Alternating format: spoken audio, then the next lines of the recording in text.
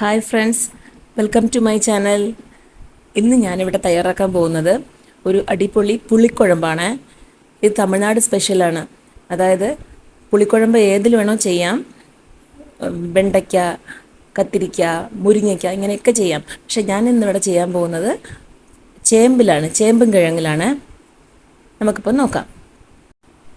അതിനായി ഞാനിവിടെ ഒരു 1/4 കിലോ ചേമ്പും കിഴങ്ങ് കട്ട് ചെയ്ത് വേവിക്കാനിടുകയാണ്. കുക്കറിൽ വേണമെങ്കിലും ഇടാം. ഇപ്പോൾ ഞാനൊരു പാത്രത്തിലാണ് ഇട്ട് വേവിക്കാൻ പോകുന്നത്.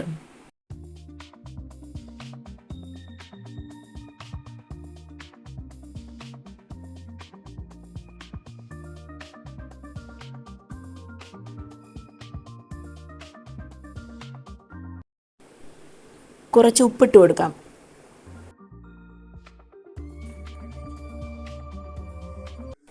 ഇതിവിടെ ഇരുന്ന് വെന്തോട്ടെ. അതേസമയം സ്റ്റൗവിൽ നമുക്കൊരു കടായി വെച്ച് അതിൽ 1 ടേബിൾ സ്പൂൺ എണ്ണ ഒഴിക്കാം. എണ്ണ ചൂടാവുമ്പോൾ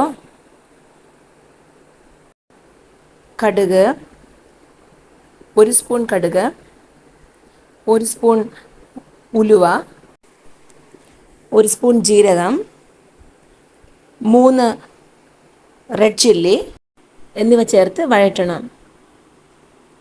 ഇപ്പോൾ കുറച്ച് കറിവേപ്പില,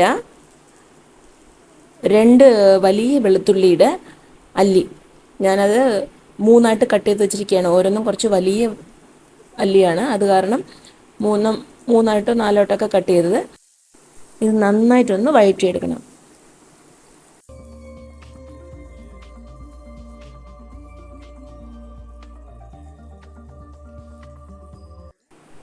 ഇപ്പോൾ 1/4 കിലോ ചെറിയ ഉള്ളി 2ആയിട്ട് അരിഞ്ഞതൊന്ന് ചേർത്തിട്ട് വഴറ്റിയെടുക്കാം. ചെറിയ ഉള്ളിയാണ് നല്ല ടേസ്റ്റ്.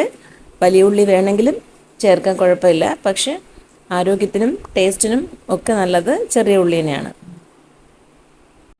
ഈ സമയം കറിക്ക് ആവശ്യമായ ഉപ്പ് കൂടെ ചേർത്ത് കൊടുക്കുക. അപ്പോൾ ഇത് നിന്ന് ശരിക്കൊന്ന് വെന്ത് വരും.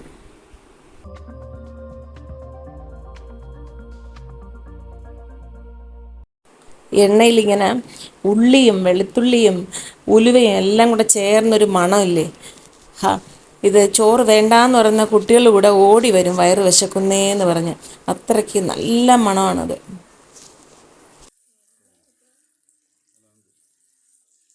ഇപ്പോൾ ഉള്ളിയും വെളുത്തുള്ളിയൊക്കെ നന്നായിട്ട് ഗോൾഡൻ ബ്രൗൺ കളറായിട്ടുണ്ട്. ഈ സമയത്ത് നമുക്കിപ്പോൾ ആവശ്യമായ മല്ലിപ്പൊടി, ഞാനിവിടെ ഒരു 3 ടീസ്പൂൺ മല്ലിപ്പൊടി ചേർത്ത് കൊടുക്കുകയാണ്. 1 ടീസ്പൂൺ മഞ്ഞൾപ്പൊടി ഇട്ട് കൊടുക്കാം.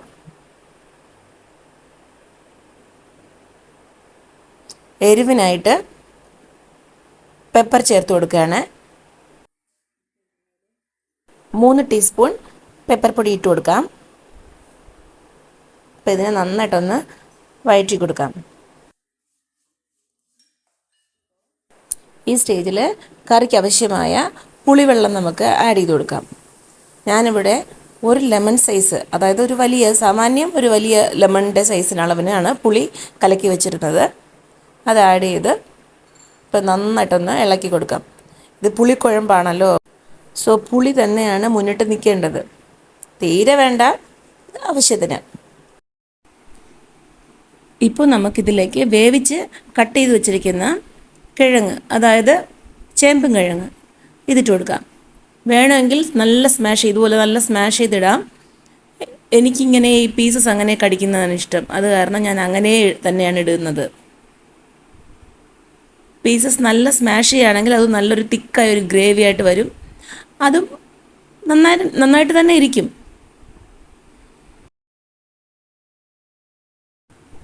അപ്പോൾ ഇതിനാവശ്യമായ വെള്ളം കൂടെ ചേർത്ത് നന്നായിട്ടൊന്ന് തിളപ്പിച്ച് വറ്റിച്ചെടുക്കാം.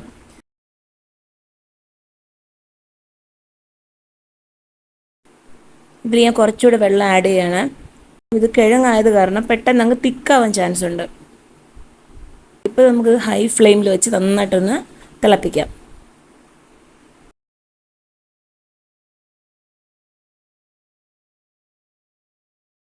ഇപ്പോൾ ഇതിൽ കുറച്ച് കായപ്പൊടി കൂടെ ചേർത്ത് അടച്ചു വെച്ച് വേവിക്കാം. നന്നായിട്ട് തിളക്കട്ടെ.